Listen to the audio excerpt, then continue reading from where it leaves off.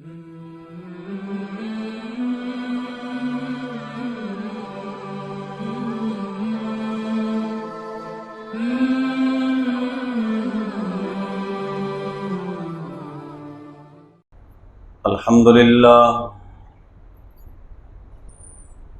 لله نحمده ونستعينه ونستغفره ونؤمن به ونتوكل عليه ونعوذ بالله من شرور أنفسنا ومن سيئات أعمالنا من يهده الله فلا مضل له ومن يضلله فلا هادي له ونشهد أن لا إله إلا الله وحده لا شريك له ونشهد أن سيدنا وسندنا ومولانا ومرشدنا محمدا عبده ورسوله أرسله بالحق بشيرا ونذيرا بين يدي الساعة أما بعد فأعوذ بالله من الشيطان الرجيم بسم الله الرحمن الرحيم إن الدين عند الله الإسلام وقال الله تعالى في مقام آخر ومن يبتغي غير الإسلام دينا فلن يقبل منه وهو في الآخرة من الخاسرين وقال رسول الله صلى الله عليه وسلم كل مولود يولد على فطرته وأبواه يهودانه أو ينصرانه أو يمجسانه أو كما قال عليه الصلاة والسلام إن الله وملائكته يصلون على النبي يا أيها الذين آمنوا صلوا عليه وسلموا تسليما اللهم صل على محمد وعلى آل محمد كما صليت على إبراهيم وعلى آل إبراهيم إنك حميد مجيد اللهم بارك على محمد وعلى آل محمد كما باركت على إبراهيم وعلى آل إبراهيم إنك حميد مجيد۔ میرے محترم بزرگوں اور دوستوں، اللہ رب العزت نے ہمیں اپنا پیارا اور مبارک دین اسلام عطا فرمایا ہے، جس پہ ہم اللہ رب العزت کا جتنا بھی شکر ادا کریں وہ کم ہے۔ یہ کلمہ ایمان اسلام یہ دنیا کی ہر بڑی نعمت سے بڑی نعمت ہے۔ اللہ پاک ہمیں اس کی قدر کرنے کی توفیق عطا فرمائے۔ اللہ رب العزت کا مبارک ارشاد ہے، ان الدین عند اللہ الاسلام، بے شک دین اللہ کے نزدیک اسلام ہی ہے۔ اللہ کے نزدیک اسلام کے علاوہ نہ کوئی مذہب ہے نہ کوئی دین ہے۔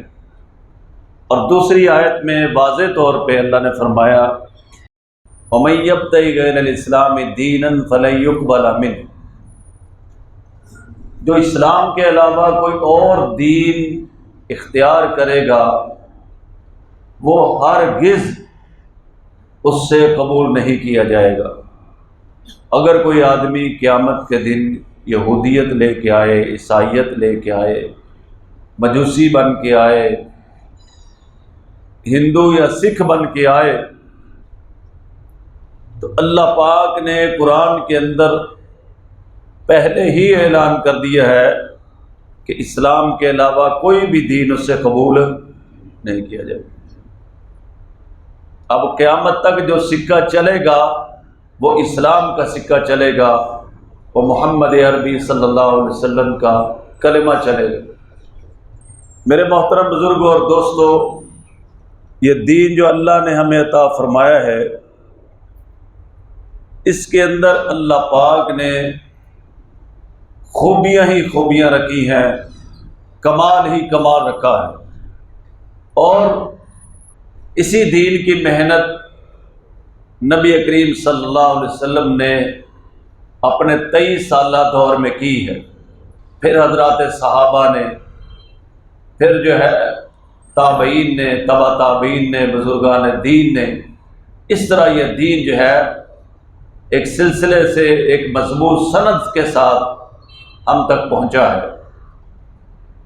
دین اسلام کی سب سے بڑی خوبی یہ ہے کہ دین اسلام کو قبول کرنے والا ہمیشہ ہمیشہ کی جہنم سے محفوظ ہو جاتا ہے۔ اگر خدا نخواستہ وہ گناہوں کی وجہ سے جہنم میں چلا بھی گیا تو ایمان اور کلمے کی برکت سے ایک نہ ایک دن اسے نکال لیا جائے گا، جبکہ جو باقی لوگ ہیں، عیسائی ہیں، مجوسی ہیں، یہودی ہیں، ان کے لیے ابد الآباد جہنم ہے، وہ کبھی بھی وہاں سے نکلنے والے نہیں ہیں۔ اسی ایمان اور اسلام کی محنت کے لیے نبی پاک صلی اللہ علیہ وسلم نے دن رات ایک کر دیا۔ نبی پاک صلی اللہ علیہ وسلم نے، صحابہ نے اپنی جان، اپنا مال دن رات دین اسلام پر لگا دیا، اور اسی محنت کی برکت تھی کہ بڑوں نے بھی کلمہ پڑھا، عورتوں نے بھی کلمہ پڑھا، بچوں نے بھی کلمہ پڑھا، زندگی کے ہر شعبہ کے لوگ، ہر عمر کے لوگ دین اسلام کے اندر داخل ہوئے، اور ایک وقت وہ بھی آیا اذا جاء نصر اللہ والفتح ورأیت الناس يدخلون فی دین اللہ افواجا۔ آپ نے دیکھا لوگوں کو کہ وہ فوجوں کی فوجیں دین میں داخل ہو رہی ہیں، دین کو قبول کر رہی ہیں۔ تو میرے محترم بزرگ اور دوستوں، ہم دیکھتے ہیں کہ نبی کریم صلی اللہ علیہ وسلم کے اوپر جو لوگ ایمان لائے بالکل ابتدا میں، اس میں حضرت زید بن حارثہ رضی اللہ تعالیٰ عنہ تھے۔ یہ بالکل بچپن کے اندر مسلمان ہو گئے، یہ 18 سال کے نہیں ہوئے تھے۔ یاد رکھیں، ان کے والد کو پتہ چلا کہ میرا بیٹا تو محمد کا غلام ہے۔ یہ بات یاد رکھیں کہ جو غلامی ہے، غلام بنانا، یہ اسلام سے شروع نہیں ہوا، بلکہ یہ پہلے سے چلا آ رہا ہے۔ اور یہ بھی یاد رکھیں کہ قرآن اور حدیث کے مطابق اسلام نے اس میں اصلاحات کی ہیں۔ جیسے حضرت عمر رضی اللہ عنہ جب شام کے سفر میں گئے تو غلام سواری پہ بیٹھا تھا، حضرت عمر رضی اللہ تعالیٰ عنہ سواری کے لگام پکڑ کے جا رہے تھے۔ اس قدر حقوق دیے ہیں اسلام نے غلاموں کو، اور آپ اسلامی تاریخ پڑھ کر حیران ہو جائیں گے کہ بڑے بڑے بادشاہ مسلمانوں میں وہ گزرے ہیں جو پہلے غلام تھے۔ مسلمانوں کے بڑے بڑے بادشاہ، تاریخ اسلام کا مطالعہ کریں، خصوصاً بر صغیر پاک و ہند کے اندر جنہوں نے حکومتیں کی ہیں، یہ جو بڑے بڑے لوگ ہوئے ہیں، ان میں بہت سے ایسے ہیں جو پہلے غلام تھے۔ اسلام نے غلاموں کو اتنی عزت دی۔ یہاں یہ بھی یاد رکھنا چاہیے کہ جو UNO ہے، اقوام متحدہ ہے، اس میں انہوں نے کہا جی کوئی کسی کو شخصی غلام نہیں بنا سکتا، لیکن یہ UNO کا تو چارٹر ہے، لیکن قرآن اور حدیث کے مطابق ہم یہ کہیں کہ غلامی منسوخ ہو چکی ہے، ایسی کوئی روایت یا ایسی کوئی آیت موجود نہیں ہے۔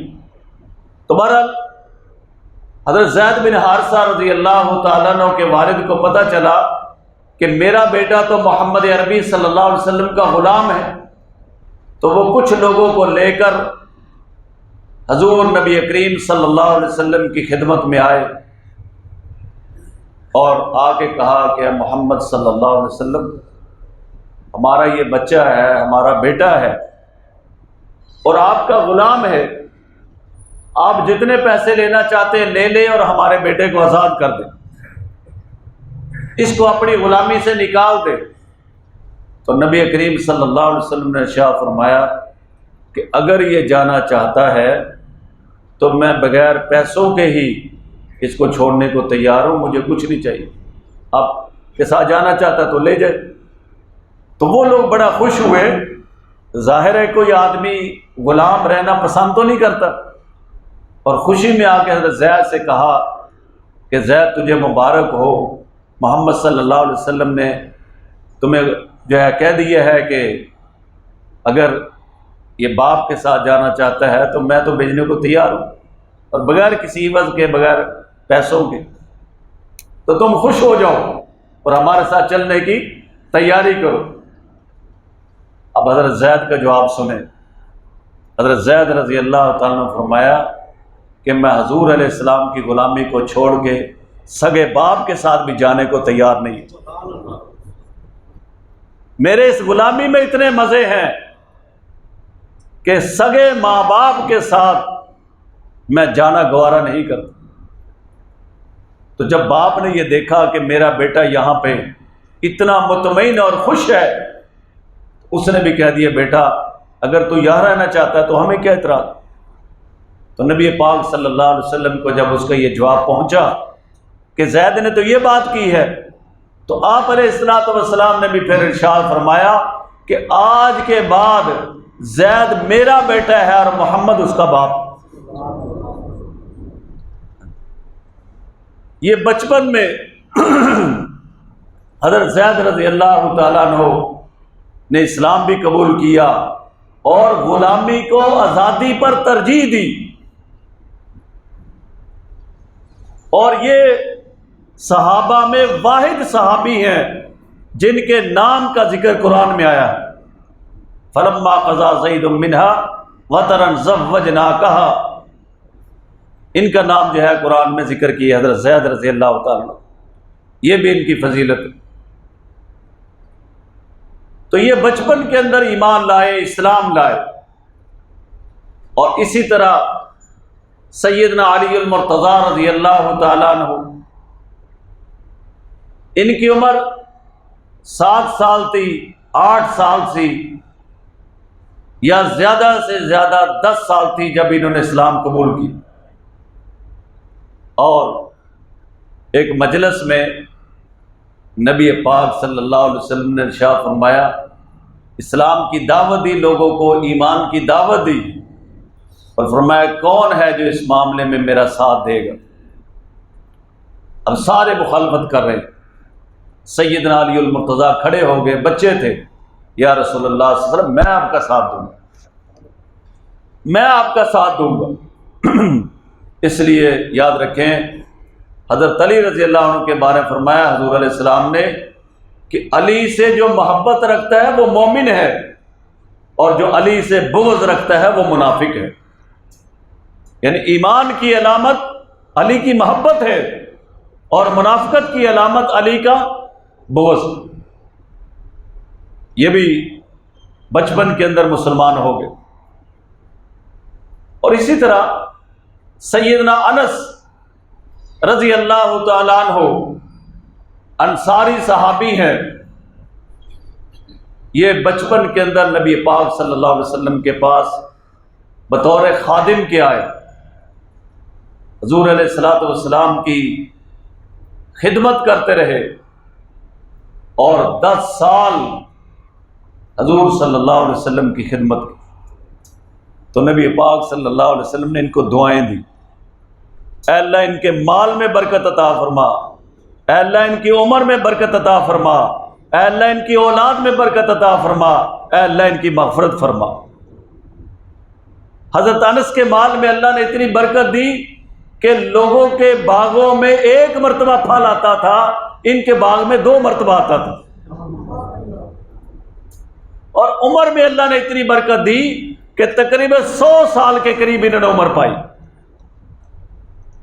اور اولاد میں اتنی برکت ہوئی، فرماتے ہیں کہ تقریباً 90 کے قریب میں نے اپنے رشتہ داروں کو، یعنی کہ بیٹوں کو، پوتوں کو اپنے ہاتھوں سے دفن کیا، اور فرمایا کہ اب میں جو آخری میرے نبی کی دعا ہے اس کی امید رکھتا ہوں، وہ کیا ہے کہ اللہ پاک میری بخشش فرما دے، مغفرت فرما دے۔ تو یہ بچپن کے اندر نبی کریم صلی اللہ علیہ وسلم کی خدمت میں آئے اور اتنا بڑا مقام اللہ رب العزت نے انہیں عطا فرمایا۔ اور اسی طرح حضور نبی پاک صلی اللہ علیہ وسلم کے چچا زاد بیٹے سیدنا عبداللہ بن عباس رضی اللہ تعالی عنہما، یہ بھی بچپن میں حضور کے پاس آئے، اسلام قبول کیا، اور اللہ پاک نے ان کو مفسر قرآن بنا دیے۔ قرآن مجید کی آیات کی جو تفسیر ہے، بہت سی آیات کی تفسیر سیدنا عبداللہ بن عباس رضی اللہ تعالیٰ عنہما نے روایت کی، اور آپ علیہ الصلوۃ والسلام نے ان کو دعائیں دی۔ اور آقا علیہ الصلوۃ والسلام جب دنیا سے تشریف لے گئے تو ان کی جو عمر ہے وہ 13 سال یا 15 سال سے زیادہ نہیں تھی، حضرت عبداللہ بن عباس رضی اللہ تعالیٰ عنہ۔ اور اسی طرح ہم دیکھتے ہیں کہ غزوہ بدر کے اندر صحابہ نے جہاد میں، اسلام کی پہلی لڑائی میں حصہ لیا، تو اس میں حضرت معوذ اور معاذ رضی اللہ تعالیٰ عنہ، جنہوں نے ابو جہل کو قتل کرنے میں شریک ہوئے، وہ بھی بچے تھے، بچپن کی حالت میں تھے۔ سیدنا ابو سعید خدری رضی اللہ تعالیٰ عنہ، ان کے والد شہید ہو گئے تو خود حضرت ابو سعید خدری رضی اللہ عنہ کی عمر جو ہے وہ 13 سال تھی۔ تو میرے محترم بزرگ اور دوستو، اسلام یہ چاہتا ہے کہ لوگوں کو جہنم سے بچایا جائے۔ نبی پاک صلی اللہ علیہ وسلم کا ارشاد ہے، کل مولود یولد علی فطرتہ وابواہ یحودانہ او ینصرانہ او یمجسانہ، ہر پیدا ہونے والا بچہ اسلام پہ پیدا ہوتا ہے، مسلمان پیدا ہوتا ہے، چاہے وہ عیسائی کے گھر میں ہو، یہودی کے گھر میں ہو، مسلمان کے گھر میں ہو، ہر پیدائشی بچہ اپنی فطرت پر اسلام پہ پیدا ہوتا ہے۔ بعد میں اس کے جو ماں باپ ہوتے ہیں یحودانہ، اس کو یہودی بنا لیتے ہیں، او ینصرانہ، یا عیسائی بنا لیتے ہیں، او یمجسانہ، یا اس کو مجوسی اور آتش پرست بنا لیتے ہیں۔ لیکن پیدائشی طور پر، فطرتی طور پر ہر پیدا ہونے والا بچہ اپنی فطرت پر یعنی کہ اسلام پہ پیدا ہوتا ہے۔ اسلام تو نہ صرف یہ کہ مسلمان گھروں میں پیدا ہونے والے بچوں کو مسلمان کہتا ہے، بلکہ جو غیر مسلموں کے گھروں میں بچے پیدا ہوتے ہیں ان کو بھی جو ہے وہ کہتا ہے کہ یہ فطرت پر پیدا ہوتے ہیں، یہ اسلام پر پیدا ہوتے ہیں۔ تو میرے محترم بزرگ اور دوستو، اسلام نے اسلام کو قبول کرنے کے لیے کسی بھی عمر کی قید نہیں لگائی کہ جناب یہ اس عمر کو پہنچے گا پھر یہ مسلمان ہو سکتا ہے، پھر یہ کلمہ پڑھ سکتا ہے، اس سے پہلے یہ اسلام قبول نہیں کر سکتا۔ آپ کو یاد ہوگا کہ بر صغیر کے اندر جو اسلام آیا یہ سندھ کے رستے آیا، اس لیے سندھ کا ایک نام باب الاسلام بھی ہے، اسلام کا دروازہ۔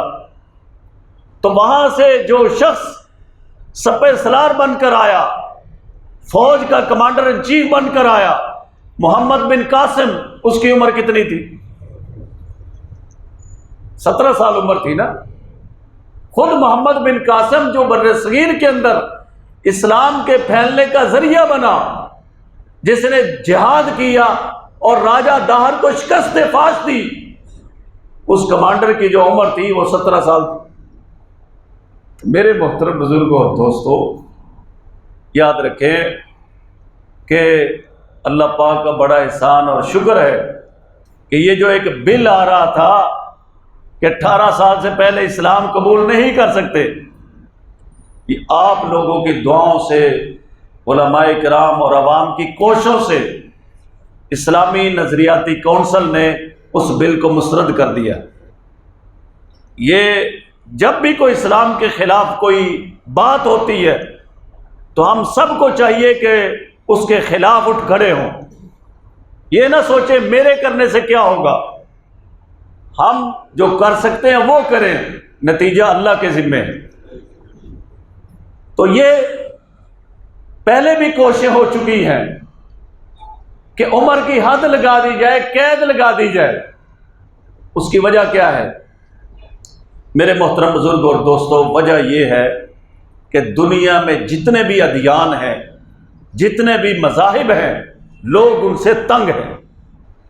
آپ یہ دیکھیں کہ ان پچھلے سالوں میں داڑھی کو، پگڑی کو، ٹوپی کو، مسلمان کو دہشت گرد کہا گیا، کیا کیا کہا گیا، کافروں نے بھی کہا اور خونی لبرل نے بھی کہا، لبرل سیکولر لوگ، یہ جو ہر وقت مسلمانوں کے اندر کمیاں تلاش کرتے ہیں، مسلمانوں کا خون بہانے کے لیے ہر وقت تیار رہتے ہیں۔ لیکن ان 20 سالوں میں اسلام کو جتنا بھی بدنام کیا گیا، آپ مطالعہ کر لیں، ان 20 سالوں میں سب سے زیادہ لوگوں نے جس مذہب کو قبول کیا اس مذہب کا نام اسلام۔ نہ لوگوں نے ہندو مت کو قبول کیا، نہ اتنے سکھ ہوئے، نہ عیسائی ہوئے، نہ یہودی ہوئے، جتنے اس 20 سال کے عرصے کے اندر جو ہے مسلمان ہوئے۔ ہندوؤں کا مذہب لے لیں جو ہمارے ہمسائے ہیں، اور ہماری اکثریت کے جو آباء و اجداد تھے وہ انہی لوگوں میں سے تھے، ہندو تھے یا سکھ تھے، لیکن اسلام کی تہذیب نے، اسلام کی ثقافت نے ان کو متاثر کیا۔ اگر یہ کہا جائے کہ اسلام تلوار کے ذریعے پھیلا ہے تو مسلمانوں نے تو سینکڑوں سال بر صغیر پر حکومتیں کی ہیں، تلوار مسلمانوں کے ہاتھ میں تھی۔ اگر اسلام تلوار سے پھیلتا تو آج بر صغیر کے اندر نہ کوئی ہندو ہوتا نہ سکھ ہوتا۔ آج بھی کروڑوں کی تعداد میں سکھ موجود ہیں۔ بلکہ یاد رکھیں سلطان سلیم نے ترکی کے اندر مسلمانوں کی حکومت تھی، اس نے یہ قانون، یہ آرڈر جاری کیا، عیسائیوں کی اور یہودیوں کی سازشوں سے تنگ آ کے اس نے یہ آرڈر دیا کہ اس ملک کے اندر جو بھی رہے گا مسلمان بن کے رہے گا۔ ہم کسی عیسائی کو اور یہودی کو اگر وہ رہنا چاہتا تو مسلمان ہو جائے، نہیں رہنا چاہتا تو یہاں سے چلا جائے۔ یہ اس نے قانون نکالا سلطان سلیم نے۔ یاد رہے اس وقت کے شیخ الاسلام تھے، جو سب سے بڑے عالم اور مولانا تھے، وہ سلطان کے پاس چلے گئے، کہنے لگے سلطان آپ کو ان دونوں باتوں کا اختیار نہیں، نہ تو آپ زبردستی کسی کو مسلمان بنا سکتے ہیں، اور دوسرا یہ جو رعایا ہے، چاہے مسلمان ہے، چاہے یہودی ہے، چاہے عیسائی ہیں، یہ سب آپ کی رعایا ہے، آپ ان کو زبردستی ان کی زمینوں سے بے دخل بھی نہیں کر سکتے۔ یہ بادشاہ کا حکم تھا، اور اس کو رد کس نے کیا؟ مولانا نے۔ انہی پر زیادہ ہوتا ہے نا کہ شاید یہی زبردستی کر، تو سلطان نے وہ اپنا حکم جو ہے واپس لے لیا۔ اگر اسلام کی تعلیمات سے متاثر ہو کر کوئی آدمی اسلام قبول کرتا ہے تو مسلمانوں کو چاہیے کہ اس کے لیے آسانیاں پیدا کریں۔ ظاہر ہے جب ایک بندہ مسلمان ہوتا ہے تو اس کا قبیلہ، قوم اسے چھوڑ دیتے ہیں، وہ بیچارہ بے یار و مددگار ہو جاتا ہے۔ نبی کریم صلی اللہ علیہ وسلم کے زمانے میں ایک صحابی مسلمان ہوئے، اور اسلام لانے سے پہلے ان کی ماں، ان کے رشتہ دار بڑے مالداروں میں سے تھے، وہ انہیں بہت اچھا کھلاتے، بہترین سے بہترین کپڑے پہناتے۔ ان کے جو کپڑے تھے وہ ایک سمجھے معیار تھا، اتنی بہترین ان کی نشو و نما اور ان کا جو ہے وہ زندگی کا ایک چلن تھا۔ جب یہ مسلمان ہوئے تو ان سے ساری سہولتیں انہوں نے واپس لے لی، حتیٰ کہ تن کے کپڑے بھی اتروا لیے۔ تو 2 بوریاں باندھ لی انہوں نے اپنے سطر کو ڈھانپنے کے لیے. ماں نے ساتھ چھوڑ دیا، رشتہ داروں نے ساتھ چھوڑ دیا، دولت ساری واپس ہو گئی، اور اس سے بڑھ کر کیا ہوگا کہ پہنے ہوئے کپڑے بھی واپس لے لی کہ اگر اسلام قبول کرتا ہے تو پھر اپنے کپڑے پہنو، اپنے کپڑے خریدو. اس حالت میں حضرت صہیب رضی اللہ تعالیٰ عنہ حضور کے پاس پہنچے تو نبی کریم صلی اللہ علیہ وسلم نے جب انہیں دیکھا تو فرمایا کہ ربح صہیب، ربح صہیب، صہیب پریشان نہ ہو، نفع کا سودا کیا، نفع کا سودا کیا، گھاٹے کا سودا کر کے نہیں آیا، دولت جائیداد چھوڑ آیا، تن کے کپڑے بھی چھوڑ آیا. پریشان ہونے کی بات نہیں، یہ ساری عارضی چیزیں ہیں، دنیا میں ختم ہونے والی ہیں. اسلام لے آیا، ہمیشہ کی جنت مل گئی. تم نے نفع کا سودا کیا، نقصان والا سودا.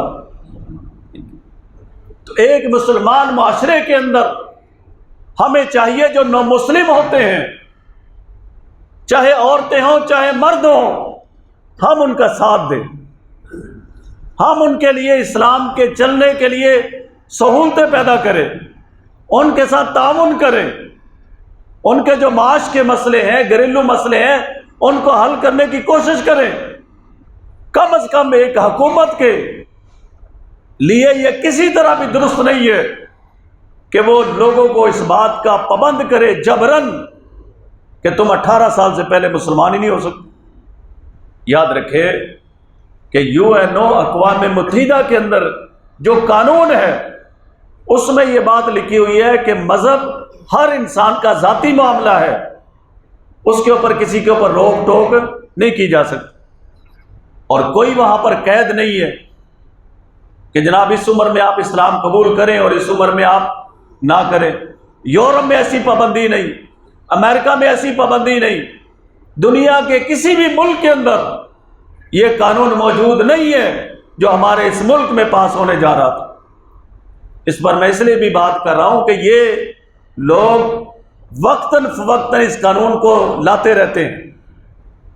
اس کا مطلب تو یہ ہوا کہ نبی کریم صلی اللہ علیہ وسلم کے صحابہ نے جو 18 سال سے پہلے اسلام قبول کیا، ان کی پھر پاکستانی قانون کے مطابق تو کوئی حیثیت ہی نہیں. اگر یہ قانون پاس ہو جاتا تو اس کے مطابق تو حضرت علی کے ایمان کا اعتبار نہ ہوتا، عبداللہ بن عباس کا ایمان معتبر نہ ہوتا، حضرت انس کے ایمان کا اعتبار نہ ہوتا، محفوظ اور معاذ کا، ابو سعید خدری کا اسلام ہی قبول نہ ہوتا. جو یہ قانون بنانے جا رہے ایک اسلامی ملک میں، اسلامی معاشرے میں، ہمیں چاہیے کہ ہم ان لوگوں کو سہولتیں دیں، اعلیٰ اخلاق ان کے سامنے پیش کریں تاکہ یہ لوگ جوک در جوک جو ہے اسلام میں داخل ہو جائیں. میرے محترم بزرگوں اور دوستو، الحمدللہ اللہ کے فضل و کرم سے جس طرح پوری دنیا کے اندر اسلام پھیل رہا ہے، اسی طرح الحمدللہ پاکستان کے اندر بھی اسلام پھیل رہا ہے. لوگ جوک در جوک مسلمان ہو رہے ہیں. یاد رکھیں، مادی ترقی اصل نہیں ہے. آپ بڑے سے بڑا مالدار دیکھ لیں گے، زندگی سے مطمئن نہیں ہوگا. مال اور پیسہ یہ پریشانیاں تو لاتا ہے، دین نہ ہو تو سکون نہیں لاتا. یاد رکھیں، میں ایک رپورٹ پڑھی، اس میں لکھا تھا کہ جاپان کے اندر جب سے کرونا شروع ہوا ہے، اتنے لوگ وہاں پہ کرونا سے نہیں مرے جتنے لوگ خودکشی سے مرے. وہاں تو مادی ترقی کی انتہا ہے. اگر مادی ترقی کی وجہ سے کوئی آدمی ہم کہیں کہ جناب یہ پیسہ نہیں تھا اس لیے خودکشی کر لی، تو وہ جو پیسے والے ہیں وہ کیوں خودکشیاں کر رہے ہیں؟ باقاعدہ انہوں نے سینٹر بنائے ہوئے خودکشی کرنے کے. وہ لوگ اپنی زندگی سے اتنا غیر مطمئن ہیں. یقین کریں، یہ کلمے کی برکت ہے، ایمان کی برکت ہے کہ مسلمان ملکوں میں خودکشی کی شرح نہ ہونے کے برابر ہے. اور یہ کلمے اور ایمان کی برکت ہے کہ الحمدللہ ہمارا خاندانی نظام پوری دنیا سے زیادہ محفوظ ہے. ہمارا خاندان محفوظ ہے، ہمارے نسب محفوظ ہیں. ہمیں پتہ ہے کون کس کا بیٹا ہے، جبکہ یورپ اور امریکہ میں یہ چیزیں کہاں پر ہیں؟ نہ وہ زندگی سے مطمئن ہے، نہ ان کا نسب محفوظ ہے، نہ خاندان محفوظ ہے۔